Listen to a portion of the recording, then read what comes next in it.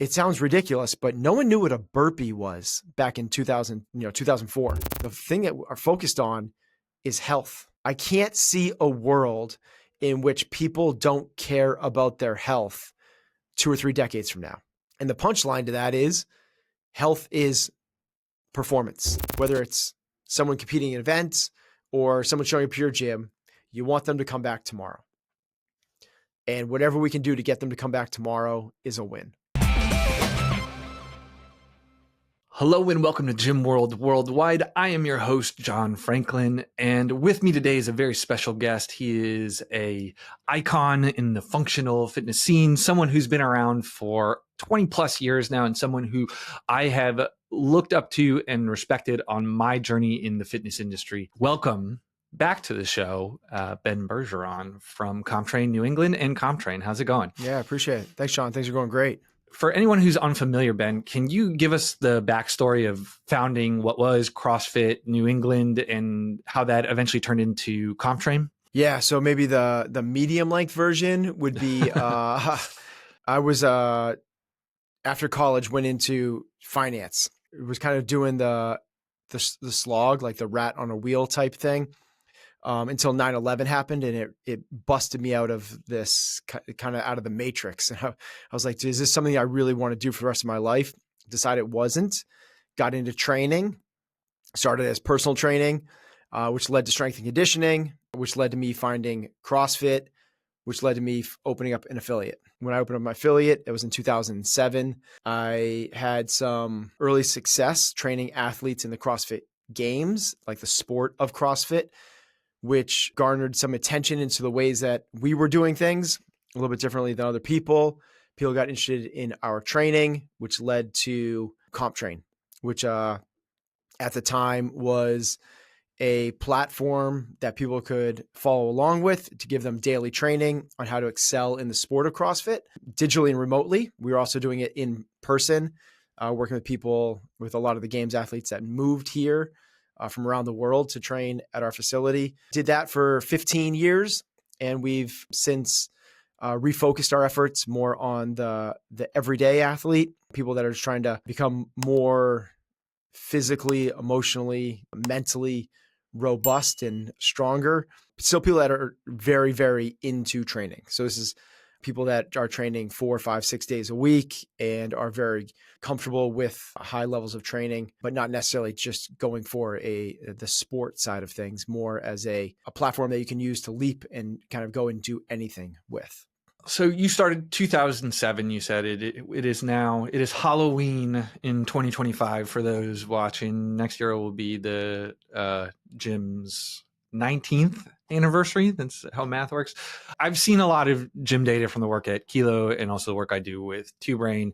Like the failure rate for 5 years is astronomical. For 10 years, it's, we're probably talking a percentage that we can count on one hand.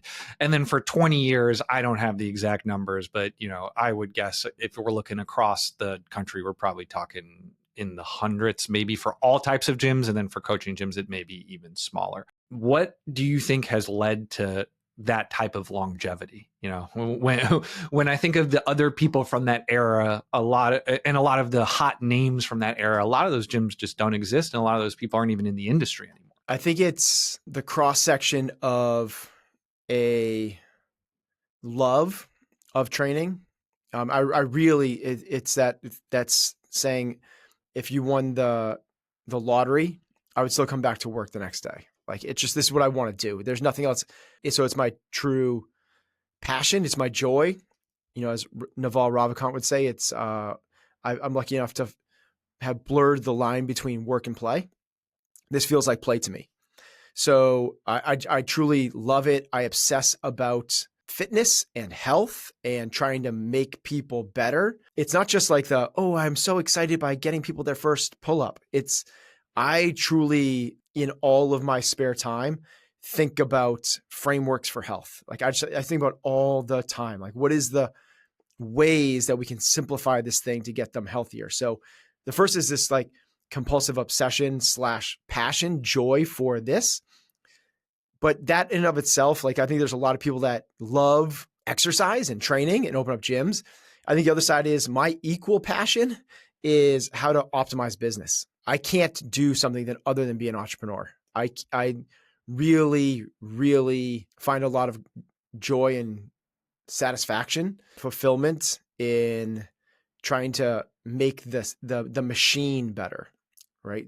Trying to make the sum of the parts run more effectively and efficiently every single day. So I think it's that kind of, those two things mixed with that Kaizen approach of like, how can we always make these things better? I know I'm so much farther along than I was 5 years ago. And I know I'm going to be so much farther 5 years from now. So it's this kind of constant iterative loop upwards, trying to figure out how to do this thing better and better. So you like what you do. Yeah, I really do. I really love what I do. Yeah. And 18 years in, when did you start like training in any sense? 2002. Okay. So yeah, you're like 25 years in now. Like, yep, yeah, 25 years. That's rare, man. Yeah. So 17 of those years, you were a CrossFit affiliate. I found out about you through my own CrossFit journey, and I feel like a lot of people probably did the same thing. You made a decision not to re-affiliate. Can you talk about why you made that decision? Yeah. So the short answer would be a misalignment in kind of values and vision, which for me is a really, really big thing. I started off as a complete diehard disciple. I was a strength and conditioning coach, CSCS, NASM, NSCA, ISA, did all those things. In the time, I didn't even know why would I go get the next one? Why would I go get the next one? And I realized I was searching for something when I found CrossFit. Like I stopped all the searching. It was like, this is the thing. Man, I fell in love with it. The people, the methodology, the community, the training, the business model, the whole deal spoke to me so well. Search for excellence, not profits. Everything resonated incredibly well that Glassman and everyone from the HQ was putting out. And for a long time, I became a level 1 seminar staff instructor and coached a lot of people at the games. Had no intention really of moving on to do something else on my own until like things in my mind, in my approach and my relationship, what I saw seemed to start to change, which was leadership was not representing the brand in my estimation. Now it's their brand, so they can do what they want, but it wasn't what I wanted to represent. And when that happens, I think it's time to question, but I didn't make a move. And this started in 2020 during COVID, when I thought that Greg was making really offhand comments. I'll start to get more and more inputs about, hey, maybe this isn't a one-time thing. Started to talk with people that are closer to the source. I started to really question things. Still continue to be an affiliate because there was change at the top. So, okay, there's change at the top. We're going to do this. And then things started to fragment again a few years later. And then finally, the last straw was the way that the leadership and HQ handled the death of Lazar at the games, basically taking no ownership, putting people in really bad positions. And then the aftermath of that, just continuing to fall over them, fall on their face in terms of like, here's an opportunity to write this thing, to do things the right way, and just continue to show their colors that they weren't going to do that. When that happened, I didn't want to make any brash decisions. So I told myself I would wait 5-6 months before I actually was like, hey, let the emotions settle down. But from that 5-month period, things continued to get even worse in my estimation. And that's where I finally made the decision that this is not the organization that I want to be tied to, that I want me to represent. And I think that's a big thing in terms of entrepreneurship. It's like, I think that the number one thing that we should be doing as business owners is creating a business that represents us personally. The business values should be the values of the founder. And that's important. That's why founders are so important. That's why like these really, really passionately led founder businesses like do so well. Airbnb, Uber, Apple, Google, Facebook. It's these people that have no business experience, right? But they're founder led. It's because it becomes something real and tangible and authentic. And if my values are not aligned with that of our greatest partner and the one that we share a name with, To me, that's reason for change, no matter how hard that change is. Obviously, after a 15 plus year relationship and something that I was so bought into, physically, mentally, emotionally, spiritually. Like, this was the thing. It felt like a divorce. It was hurtful. It was really challenging. But in retrospect, to date, it is a decision that I am proud of and happy that we made the decision. So what was it initially that attracted you to CrossFit? Like, what is it that CrossFit stood for that made you want to fly that flag and wave it around? I mean, one thing that you don't get a ton of credit for that I appreciate, and some of the people who've been around the scene for a long time, is anyone who is offering like business stuff throughout this journey of CrossFit. You're one of the only people who actually welcomed people into your own gym and did it from the gym rather than a conference room or behind a computer or a slide deck. Like, I went to one of your early Business of Excellence seminars, and it was just like, here's a class. This is how it works. And you were in there and you saw, like, it was how you showed how the sauce was made. And I really don't think you get a ton of credit for that. And it was something that influenced how a lot of affiliates from my era structured their business and did their coaching. So, one, thank you. And I want to put that on the record because I haven't heard you get publicly complimented for that before. But two, let's go back to my initial question, which is, what was it about that made you so passionate that you wanted to do stuff like that? Before finding CrossFit, I was trying to find the pinnacle of fitness. I was trying to find what is the thing that would make someone the fittest. And that's still very much been a search of mine continuing today. But at the time I was doing Ironman triathlons because I thought that was the thing. There was nothing more challenging, daunting, better representation of fitness to date because it was the extreme of 3 different sports put together. I was like, that's got to be it, I guess. Still knowing, like, deep down, not even deep down, like very shallow, I was like, there's got to be something more than this. This is like, I don't feel that fit. I was a strength and conditioning coach at the time doing Ironmans, and I wouldn't jump on boxes with my high school athletes. I wouldn't push sleds next to my high school athletes because I knew that they would outperform me. And here I am, like, people are looking at me like, yeah, but you're the fittest person that any of us know because you can do that. And I'm like, no, I'm not. This is not the real thing. I'm really good at going really long. When I first heard about CrossFit, it was the methodology. It was the thing of like, hey, here's what we believe fitness is. Constant varied function movements, high intensity, the increased work capacity across broad time modal domains. Those 2 things resonated with me like nothing else ever has. It was like, oh my gosh, full stop. I just stopped doing that and started doing this. My first workout was Cindy, and I remember doing it and thinking like I was pretty fit because I got 18 rounds. And I looked on the forum, which was the thing, and Chris Spieler had 33. And I was like, yep, this is where the real fit people are. And they had all these sort of like, there wasn't the games yet, but there was all these like benchmarks, these standards. Things like, can you overhead squat your body weight 15 times? Things like, can you do 30 body weight bench presses and run a mile under 7 minutes? Things like, can you do X number of pistols? And I was like, oh my God, this is what well-rounded fitness looks like. So in the early days, it was 100% sort of the understanding that this is how you forge elite fitness. And no one else was doing anything. It sounds ridiculous, but no one knew what a burpee was back in 2004. And that's a weird thing to think about now, but CrossFit revolutionized fitness. Greg Glassman revolutionized the fitness industry. And it was amazing to be, not at the very tip of it, but riding that kind of the first cart, being a part of that first early part of that wave and having some influence on it was awesome. It was amazing. And so what do you think CrossFit as a brand stands for today? I think it's still, I know that they changed their mission statement. I'm not sure what it is now. I really liked what it was when I started, which was improve human movement and build community. Those 2 things seem to encompass everything that I wanted to be a part of. I think it's still very much that.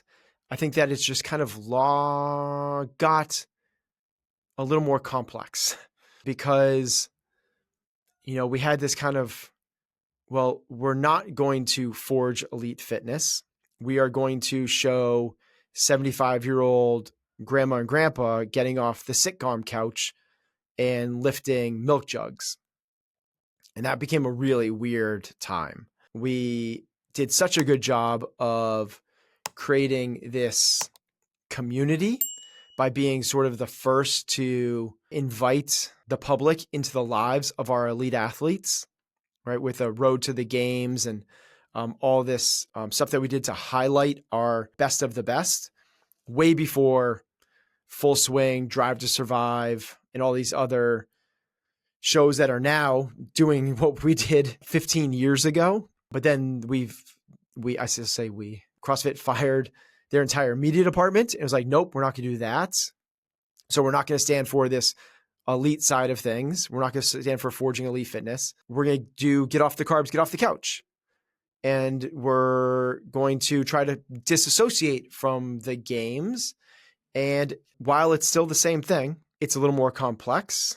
And I don't think what's also this is a good thing.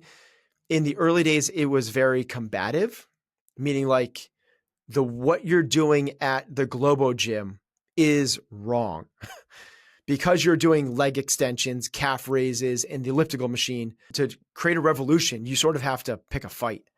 And Greg certainly had no issues doing that. And now I don't think there's much debate anymore. I think the debate's sort of passed, that if you want to get to elite levels of fitness, it needs to look at least something like this. Whether it's more High Rocks, hybrid, or CrossFit is doesn't matter. It's all the same understanding of this mixed modality, high capacity. Yeah. I mean, you caught yourself saying it's obviously a movement and a brand that a lot of people who are, no longer flying the flag still care deeply about. It's no secret CrossFit is for sale right now. Like, what does a new owner need to do to right the ship, get back in a direction where, maybe we can start bringing back some of these OGs into the community? I think it's multifaceted. I don't think any one thing is going to right the ship, but with a number of intentional moves and enough time, I certainly think the ship can be righted. Some of those things would be, I think that we should elevate affiliates. I think that we should create more standardization and more requirements to be an affiliate. Meaning, an easy example of this would be they raise it to level 2. Great, it's a step in the right direction. I think it should be level 4. I think you should have to have a level 4 coach on your staff. By the way, a level 4 coach is a really high level coach. But it's not until then that we have seen you coach a class and then said like, okay, you're a good coach. It makes sense to me that if we want to be proud of our affiliates, we should at least have at least one coach per affiliate that we've watched them coach a class and said like, yep, I now knight you. You are now good to go. So something along those, lines, maybe some standardization in terms of protocols, in terms of the way we run things or brand them or keep them clean, just to kind of elevate the affiliate side of things. So that kind of goes affiliate and education together. I do think the education department is phenomenal at CrossFit. I also think that bringing back some love and interest into the sport of CrossFit would certainly help a lot. This last year's CrossFit Games had a few thousand spectators, down from like the tens and tens and tens of thousands in the heyday. I mean, the sport is in shambles. When I was coaching, it was, the top athletes had millions of followers, and now I don't even know who the top ones are, but they just don't have the interest because there's nothing around it. I think some stability to the game season. So meaning I think that there's so games elevate it with some stability, meaning not changing it every single year. I get it. Unknown and unknowable. The format to compete in our sport shouldn't be unknown and unknowable. The sport itself can be. And I think a lot more media, bring back the media and start to make these people web celebrities again because that worked. Yeah. Yeah, it was. They were bigger than life. I mean, some of them still are. Like some of them just keep growing the brand just outside of the sport now. So when I was doing the research about opening up an affiliate in 2009, I believe is when I first reached out to you and, was asking your opinion about that stuff. If I was a younger version of myself and I sent Ben Bergeron an email today and said, "Hey, I'm thinking about affiliating. Should I?" What would your answer be? I wouldn't have an answer for you. That's not a decision for me. I could tell you some things to ask yourself, but the decision comes down to basically you. I can tell you why I wasn't, and it was because of a misalignment of values. Meaning, values is like it's just an eye roll moment. It's such like a cliche term at this, but it's what do you think is important? To me, things like leadership, honesty, transparency, humility, doing things the right way are all like really, really important to me. Like people don't have better or worse values. So it's like other people have other ones, right? And if yours are other, then they might line up great. And it might be an awesome thing to open up an affiliate. So it's not like it's a right or a wrong move, which is why I can't say whether you should or you shouldn't. So if you were starting again today, a gym, what changes would you make over, what changes would you make versus when you were starting 20 years ago? What would your model look like? Well, I can, the difference in the model that we had then versus the model we have now, then it was very competitive focused because that's what I was into. I wanted to compete myself. My wife was an individual athlete at the games. I was working with other athletes that were competing at the games. We had a team at the games. At one point, we had multiple teams competing to go to the games. So that was truly authentic to my interest and my passions. So it was aligned and it made sense. And that was very helpful for us. Today, that's not where my interests and passions are. So it would not make sense to do that. So the model was set up for that. We had team training sessions. We had everyone competing in the open. Like literally, we had the highest participation of any gym in the world in the open. And we set it up that way. It was very much competitive focus. We did lots of skill work. We did lots of heavy lifts. We did a lot of preparatory things to get people ready for those things. And if you wanted to compete in the sport of CrossFit, like we were the thing for you. And the model was very much that. It wasn't so much about onboarding members. It wasn't very much about the other aspect of this. It was still community driven, but the community was focused around the competitive season. We would have 100+ people go to regionals all wearing the same shirt. So it wasn't that it wasn't community. It was just the community was focused on different things. And now it's different. The model we have now, which is, kudos to CompTrain for helping us out a lot with the onboarding process, is very different than it was then. We've done probably every version of onboarding under the sun. And the way we do it now is very much, I think, the kind of way that CompTrain proposes, which is 3 one-on-one sessions before you come in. And it's worked out really well for us. We do a lot more in terms of focusing on lead nurturing, which we did zero back then. Like we did zero. I couldn't tell you who a lead was 15 years ago. We just let it kind of ride. We just focused on having awesome classes and having really good culture and community. And now we're a little bit more set up to kind of work the funnel. Is a little bit more a different approach than we're doing it this now. I also wasn't a very good leader back then. I made plenty of mistakes. I'm sure I'm making plenty of mistakes today, but I've learned along the way, at least the ones I'm aware of, I'm trying to grow from. Hey gym owners, are you looking for a way to generate more leads, close more sales, and increase client retention? Introducing Kilo. We are a software company that gives gym owners the tools they need to increase revenue and run a successful gym. With Kilo, you get a beautifully designed website to capture more leads, an integrated marketing automation platform to increase sales, and our gym management software so you can add new client memberships, process payments, and organize your class schedule. If you're ready to upgrade your gym management software, book a call at usekilo.com. You're 25 years into the industry. It sounds like you're sticking around for a little while. What trends are you watching right now? What's got your interest? Well, the biggest one right now is like I I try not to go with trends, right? I'm a very big a fan of, Morgan Housel wrote a book like Same as Ever, which is like, we're also focused on all these things that are changing all the time.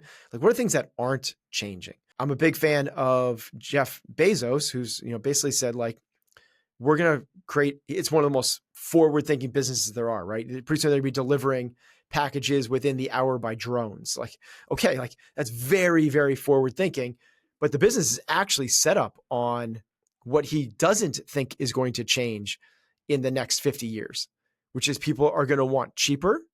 No one's going to complain about getting less expensive options and faster delivery. So cheap and fast. And that's what he's focused his entire business on, to the point where he'll sell things at a loss if he needs to, just to win market share. So that's very much what I think about is what are the things. And it's basically just really simple, is the thing that we're focused on is health. It's just that. I can't see a world in which people don't care about their health 2 or 3 decades from now. It's going to be the thing. And the punchline to that is health is performance. Health is fitness. It's the same thing. Your measure of health is your measure of fitness. So the fitter you become, the healthier you become. There are a bunch of different ways that you can work to become fitter and healthier. And that's what I'm always focusing on, is like, what are the most effective ways to do that? Like, what are the key variables, and how should we, inside the key variables, what are the first principles that we want to focus on? Where we can get 80% of the results from 20% of the work. So what changes have you made to the way you deliver your in-person classes? Because I'm assuming most of the people listening to this podcast will be brick and mortar gym owners. Like, what has changed in your delivery in the last, let's talk COVID forward? Probably not a lot in terms of the delivery of the class. When you came to the Business of Excellence seminar, we ran a class, let people watch it. We since created a different product, which I stopped doing the seminars because of what you said, which is so interesting. We realized that, while we let people watch a class and it was in a gym, most of it was basically like conference room, whiteboard, slide presentation-esque. And the more impactful way to get business owners and coaches to understand the model that we want to run is actually to immerse them in it. So we created an immersion program, which is now a 3 or 4 day come here and we're in the gym all day, every day, really seeing the thing happen. I just saw it as such a miss. It was like being in a conference room too long when you actually need to see the thing. So in terms of the product that we're delivering, the class operation, the only kind of like small deviation, it's pretty much all the same. Our class procedures have not changed at all. The only thing that has changed is a 10% tweak to the programming. That's what we're kind of always trying to figure out. Where's the greatest bang for the buck? What's going to create the greatest amount of fitness, performance, and health, given the fact that people are probably spending, 3, 4, if we're lucky, 5 days a week here. And so what has changed? Well, the 10% change is we've moved away from things like handstand push-ups and ring muscle ups and those kind of like more advanced movements, because those are movements that get you good to compete in the sport. And we lean more into now just building strength, engine, and mobility. So instead of spending the 10, 15, 20 minutes every few weeks trying to teach someone how to do a false grip on the rings, we instead use that time to row, run, burpee, wall ball, kettlebell swing, dumbbell snatch, thruster, box jump, like squat, dead, press. Like we just use it to build up more capacity. Our take is that if you are trying to compete in the sport, invaluable. Like if you can't do those things, you can't compete. That's why we used to spend so much time upside down and on rings, so much time cycling barbells. That's not what our end state is now. And while they're very close, the similarities are so much greater than the differences. We just spend that extra time and attention now on getting things that are more transferable outside the gym. It's the equivalent of, if you want to get fit, we would want you to run and we want you to sprint. That doesn't mean that we should teach you how to start out of track blocks. Yet if you were going to compete on a track team, it would be so irresponsible for me to not teach you how to start out of track blocks. That's the equivalent of learning the rings. Like, the rings don't present themselves outside the world. Track blocks don't help you outside the world. Running certainly does. This act of pulling yourself up as a pull-up certainly does. But the idea that if we teach you a false grip, how to chase your chest and whip your ponytail through the middle, like, that seems to be a lot of effort and time for something that's not necessarily going to help you outside the real world. You go like, well, no, what about the neurological adaptations of timing and all the other stuff? It's like, yep. Yeah, and that's like, we could also just substitute out a golf swing, but we don't do that. Yeah. So one of the, I saw you were on the High Rocks podcast, February of last year. We're starting to see more and more CrossFit affiliates either like simultaneously affiliating with High Rocks. I want to get your opinion on High Rocks as a sport, and then also as a class that is done inside of a gym. Maybe even for the sport, the business model is incredible. I'm just like blown away by that. When I first heard about it, I was at a semifinal in Minnesota. That must have been 2020-ish. Right away, I was like, yep, that's going to work. That's totally going to work. So I think the model of it as a business is incredible. I wish I had created it. In terms of a sport, I think it's really neat. I think it's a great test, but we also recognize that it's a singular workout. So it's just it's a standardized adventure race. It's what they did. It's basically, they took, like, there was CrossFit, unknown, unknowable, really high power, lots of skill development stuff. And then there was these adventure races, that take anywhere from an hour and a half up to multiple hours. Everything is always different again, which is the similar side, but it's lower skill stuff up and over walls. And what they basically did is took this single event idea where you run, go to a station, run, go to a station, run, go to a station, which was every adventure race. And what if we standardize that? And what if we put in a little bit more CrossFit type movements in between? That's awesome. What a cool, awesome thing. I love that. And the fact that it's standardized it's something that I kind of thought we should do. I did a podcast years ago about what if CrossFit was in the Olympics. And my take was, what we would do is maybe have 10 events and 5 of which never change. So you could have world records, just like High Rocks does.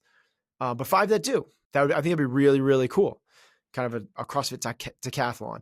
So as a test, I think it's awesome, but it's also, I think everyone in our space would know it's limited, right? You're testing kind of more so than a triathlon, but way less so than what we do or what CrossFit does as a holistic test. But I did one, and it's super fun.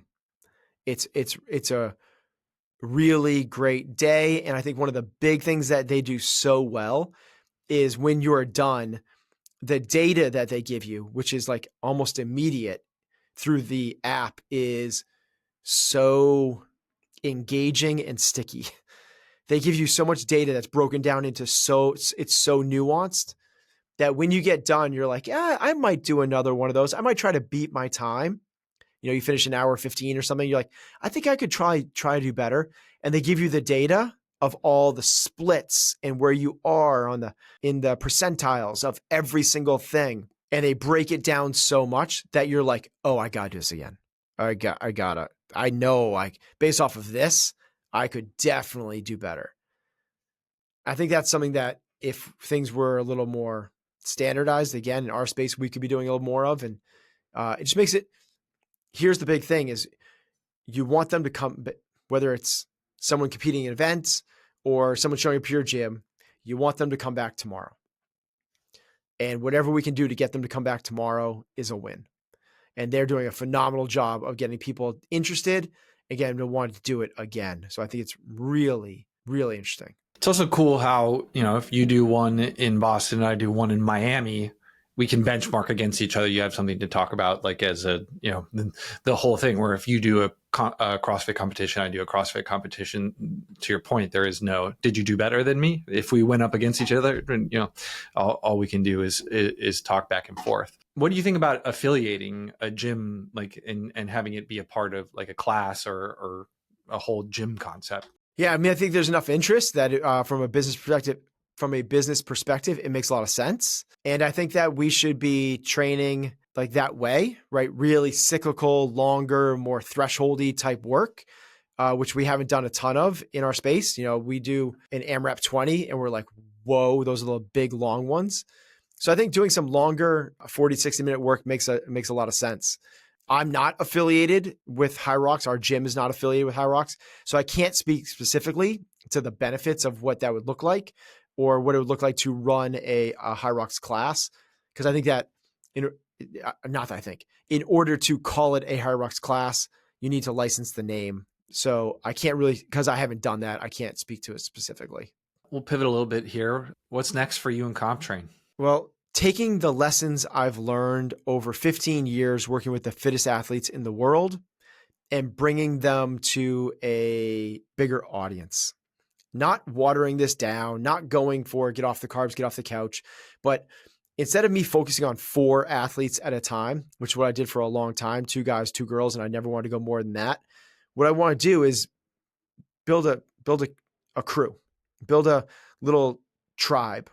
And the way that I've kind of like framed that up is what I want to build is a crew of really well-rounded people, meaning people that are fit, fast, strong, durable, able to say yes to anything, really high capacity, meaning they're physically ready to do anything. At the same time, this is really important to me. This has always been sort of in the DNA and the lifeblood of CompTrain, but we're leaning into it way more, and I'm so excited about it, is we want to surround ourselves with really high character people as well.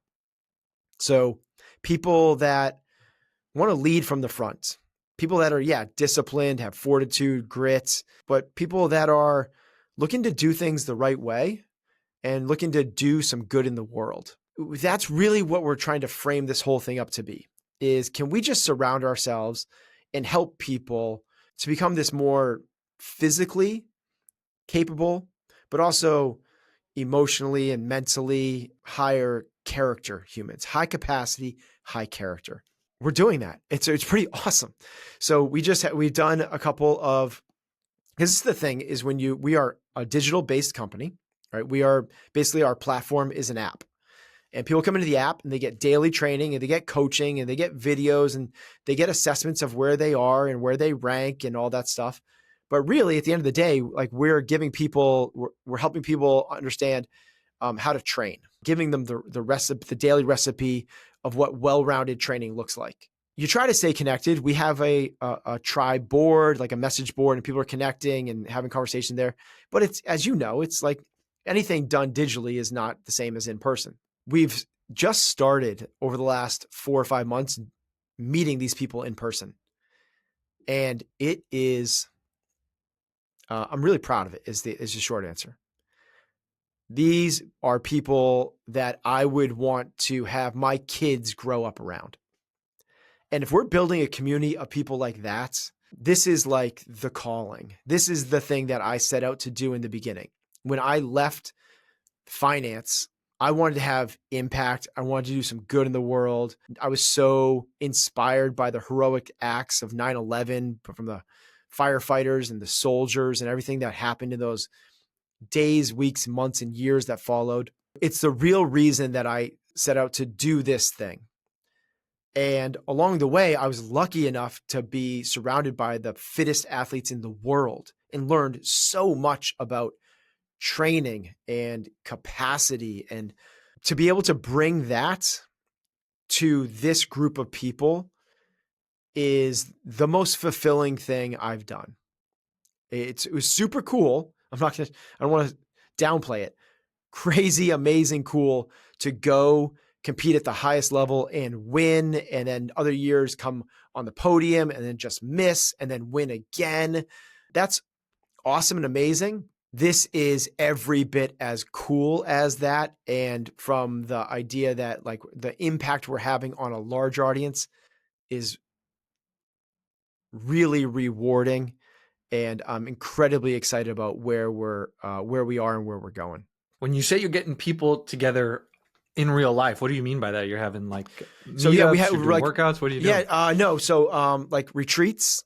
So Oh, wow. we've had retreats together, like fitness retreats where you go and train and hang out and kayak and do breath work and talk and journal and have this like really like, what does it mean to be a better human being? Obviously, training is sort of our linchpin in that. It starts with the physical aspect, but what does it really mean to like live the life on your terms and the way you want, and the way that when you're 80, you're going to look back and go like, yup, I'm really proud I did it that way.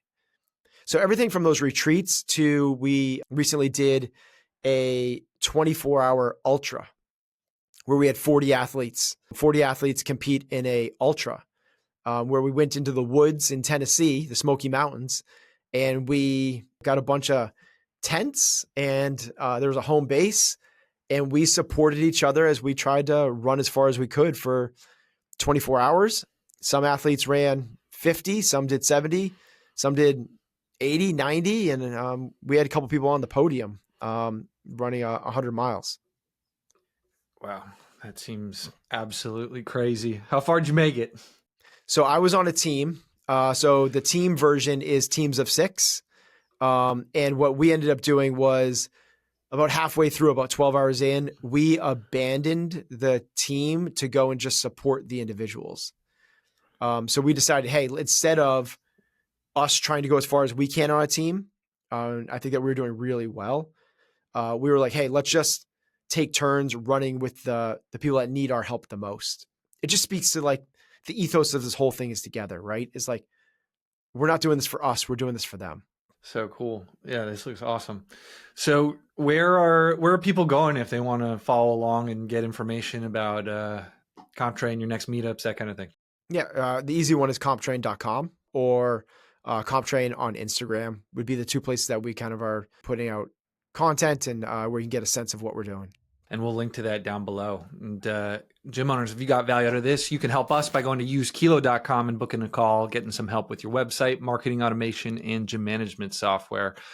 Because it's not easy to get guys like Ben on the show every single week and give you his opinions on how to be successful. So Ben, it's always a pleasure when I get to talk to you. Thanks for making the time to do this, and thanks for sharing 25 years of knowledge with the gym world. For sure. Appreciate it, John. Until next week.